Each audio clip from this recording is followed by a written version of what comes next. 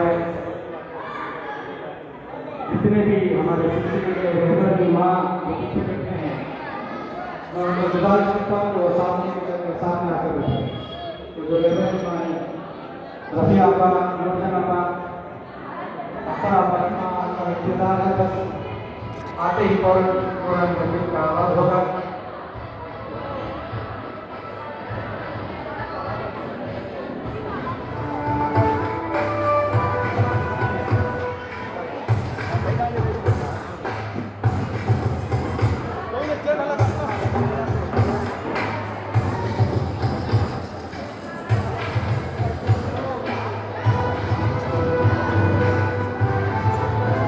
हमारे सिलसिले के रूह रवा हजरत सैयद पीर पाशा मुही हाफिज कादरी तशरीफ ला रहे हैं, हम उनका दिल से इस्तेमाल करते हैं। साथ में हमारे और एक सिलसिले के रूह रवा रहबर आजम सैयद अब्दुल बख्श साहब वो भी तशरीफ ला रहे हैं, हम उनका भी दिल से इस्तेमाल करते हैं।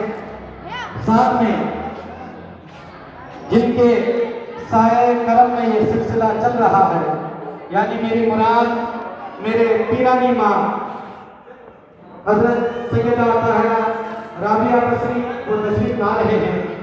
बस चंद ही लम्हों में ये नूरानी महफिल का आगाज होने वाला है। अल्हम्दुलिल्लाह मैं सिलसिले में हर एक फर्द से फर्दन पीरानी माँ का इस्तेमाल करता हूँ और कबूल करता हूँ।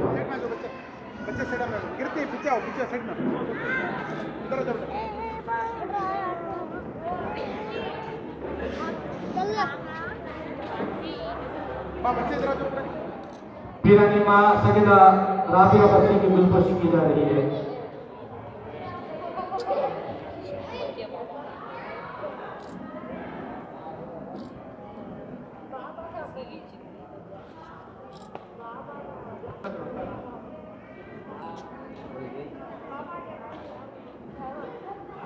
अब जो है हमारा सिलसिला जहाँ से सैयदना सरकार सैयद हफीजुद्दीन हफीज शाह कादरी के ज़ेरे साये उनके नजर करम से जो है सिलसिला चल रहा है, उन्हीं के दम से जो सिलसिला चल रहा है, सैयदना सरकार सैयद हफीजुद्दीन हफीज शाह कादरी के सज्जाद नशीन यानी मेरे मुराद हमारे सिलसिले के रूह रवा हमारे सिलसिले की जान मेरी मुराद हजरत सैयद पीर पाशा मुही हाफिज कादरी सज्जाद नशीन सरकार सैयद हफीजुद्दीन हफीज शाह कादरी की गुलपोशी सज्जाद नशीन हफीजुद्दीन हफीज शाह कादरी और हिदायतुल्लाह के हाथों की जा रही है।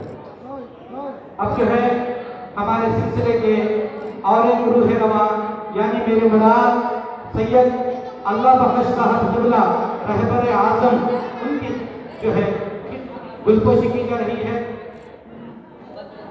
सिलसिले के जो है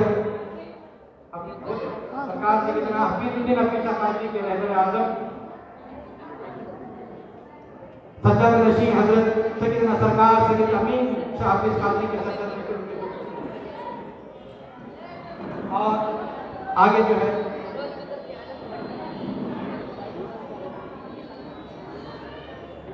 अब जो है आए हुए खुसूसी मेहमान हमारे परम पूज्य श्री श्री बसवलिंगा मूर्ति साहब की गुलपोशी की जा रही है।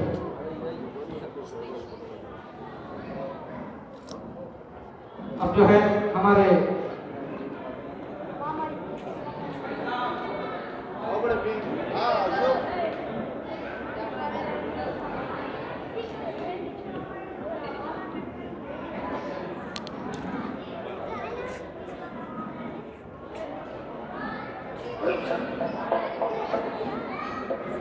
गुलपोशी चलते रहेगी। मैं सबसे पहले इस महफिल का आगाज सरकार जलाले पाक की शान में कुछ कलाम लिखा गया है, मेरा ही लिखा हुआ कलाम है, मैं वो पढ़ने के लिए मोहतरमा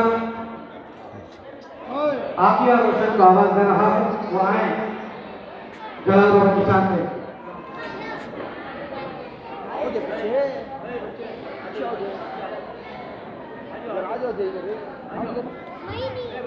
सज्जाद नशीन दुल्हन उनकी गुलपोशी की जा रही है।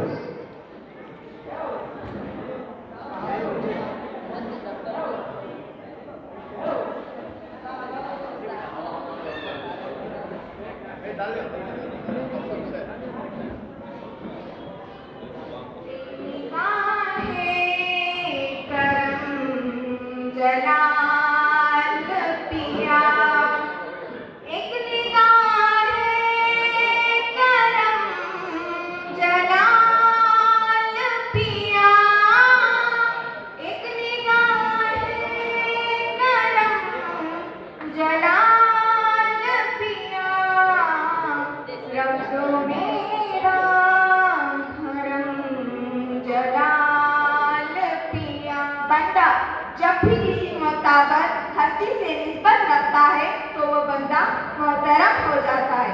सरकार गरीब नवाज को ख्वाजा उस्मान हारूनी से निस्बत हुई तो गरीब नवाज मुमताज हो गए। ख्वाजा बख्तियार खाकी को गरीब नवाज से निस्बत हुई तो वो मुमताज हो गए। बाबा फरीदुद्दीन गंज शकर को बाबा बख्तियार खाकी से निस्बत हुई तो वो मुमताज हो गए। महबूबे इलाही ख्वाजा निजामुद्दीन को बाबा फरीद से निस्बत हुई तो वो मुमताज हो गए। बाबा हफीजुद्दीन हफीज शाह कादरी को हसन बादशाह हसन कादरी से निस्बत हुई तो वो मुमताज हो गए। मेरे जलाल बाबा को हफीजुद्दीन हफीज शाह कादरी से निस्बत हुई तो जलाल बाबा मुमताज हो गए। और हम सबको जलाल बाबा से निस्बत हो गई तो हम मुहतरम हो गए। तुम पे कुर्बान है ये जान। आज की इस नूरानी महफिल में हम सब हाजिर हैं। जलाल बाबा के दर के गुलाम भी हाजिर हैं, जलाल बाबा के तालिब भी हाजिर हैं और स्टेज पर दाइस पर वो बुजुर्ग हस्तियां भी तशरीफ फरमा हैं जिन्होंने मेरे पीर मुर्शिद जलाल बाबा के कदम से कदम मिलाकर दीन की और सूफीज़म की तबलीग की।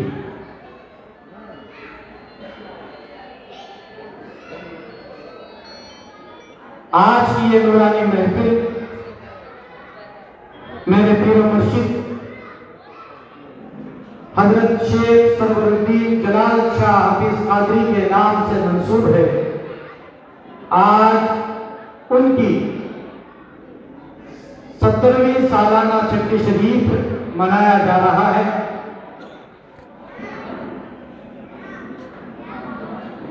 अल्लाह से दुआ है कि अल्लाह तबारक व तआला पीर मुर्शिद का साया हमारे सरों पे ता क़यामत रखे, उनके दामन में जगे रहे। अला इन्ना औलिया अल्लाह ला खौफुन अलैहिम वला हुम यहज़नून। बेशक अल्लाह के वलियों को ना ही किसी चीज का खौफ है और ना ही किसी चीज का गम।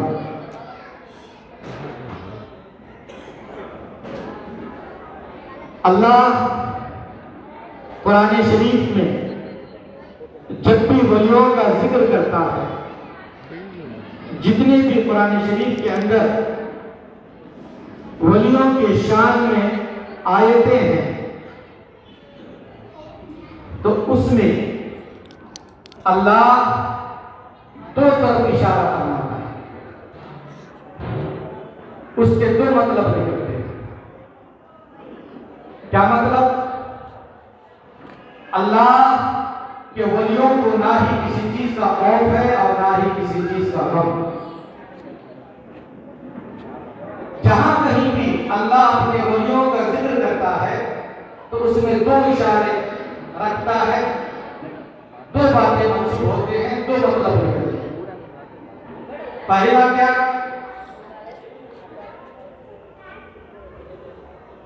जिन्हें अल्लाह पसंद करता है वो वली अलग है, जो अल्लाह को पसंद करते हैं वो वली अलग है। अल्लाह जिन्हें पसंद कर लेता है, वलियों का सरदार मुहिउद्दीन बना देता है, अल्लाह जिसे पसंद फरमा देता है, हिंद का राजा गरीब नवाज बना देता है। अल्लाह जिसे पसंद फरमा देता है, दाता गंज शकर बना देता है। अल्लाह जिसे पसंद फरमा देता है, उसे बदियुद्दीन जिंदा शाहमदार बना देता है। अल्लाह जिसे पसंद फरमाता है, उसे अमीर खुसरू बना देता है। और जो अल्लाह को पसंद करते हैं, जो अल्लाह को पसंद करके अल्लाह जिनके सरों पर विलायत का ताज सजा देता है, अल्लाह उनकी इबादतों से, उनकी काविशों से, उनके कुर्बत से जब अल्लाह पसंद कर लेता है उन बंदों को, तो अल्लाह उनके सरों के ऊपर विलायत का ताज सजा देता है।